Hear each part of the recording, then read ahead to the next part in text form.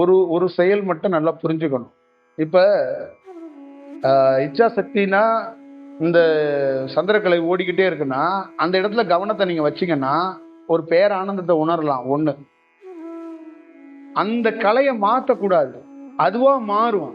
நீங்க அது வரைக்கும் சந்திரக்கலையிலேயே கவனத்தை வச்சு அந்த இடத்துக்குள்ள ஓடுறத நீங்க ஒரு அருவியில கொண்டு தலையை விட்ட மாதிரி ஃபீல் பண்ணுவீங்க. அது ஒரு அவ்வளோ ஆனந்தமா இருக்கும், அவ்வளோ செயல் வடிவமா உடலுக்குள்ள ஒரு வேலை நடந்துகிட்டே இருக்கும். அதுக்கப்புறம் அதுவே என்ன பண்ணும்னா இந்த நேரத்தை நீ மாத்துன்னு சொல்லும். ஏன்னா அந்த நேரம் வரைக்கும் அங்க உள்ள அவ்வளோ ப்ராசஸ் நடக்கும். அப்ப நீங்க கொஞ்சம் வெயிட் பண்ணணும்.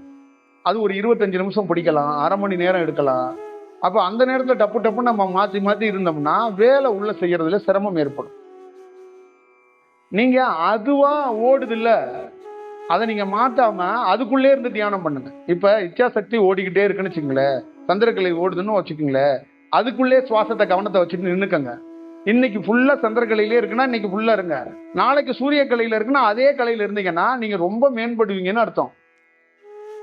நீங்க அப்படி இப்படி மாத்திட்டே இருக்கிறது அது உங்க டேலண்ட காட்டுறது.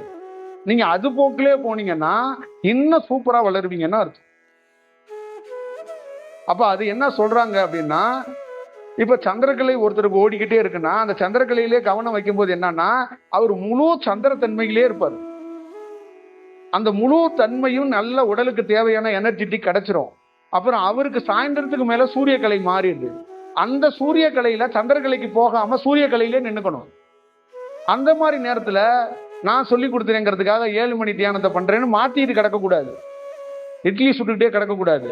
அந்த களத்துல என்ன இருக்கோ உடல்ல அதை சாதுரியமா பிடிக்கணும்.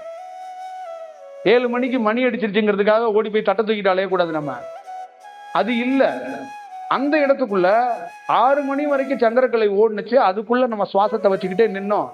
7 மணிக்கு சூரியன் ஓடிடுச்சுன்னா அந்த சூரியத்துக்குள்ளேயே தான் நீங்க வச்சுக்கிட்டு நிக்கணும். எந்த கலை ஓடுனுச்சுன்னா நீங்க அந்த கலையிலேயே உட்காந்துருங்க. அதுக்கப்புறம் என்னன்னா 2 ஹவர்ஸா இல்ல ஒரு நாள் கழிச்சு இன்னொரு பாயிண்ட் மாறும் பாருங்க. அப்ப அதை விட்டுறாம திருப்பி சூரிய கலையை ஆரம்பிங்க. அப்ப நீங்க திருப்பி அதை ஆரம்பிச்சிட்டீங்கன்னா அது எவ்வளவு நேரத்துல மாறுதுன்னு செக் பண்ணுங்க, பாருங்க, வெயிட் பண்ணுங்க, உங்களுக்கே தெரியும். அப்ப அதை திருப்பி நீங்க சூரிய கலையை தொடர ஆரம்பிச்சிட்டீங்கன்னா இந்த 2 எனர்ஜியும் உங்களுக்கு கிடைச்சிருச்சுன்னா மேக்சிமம் உடல் நல்ல தயார் நிலைக்கு வந்துடும். அதுக்குள்ள நிறைய புரிதல் ஏற்பட்டுரும். அப்ப உடல் ஒரு பொசிஷனுக்குள்ள வந்துடும், உங்களுக்குள்ள ஒரு தொடர்பு கிடைச்சிரும்.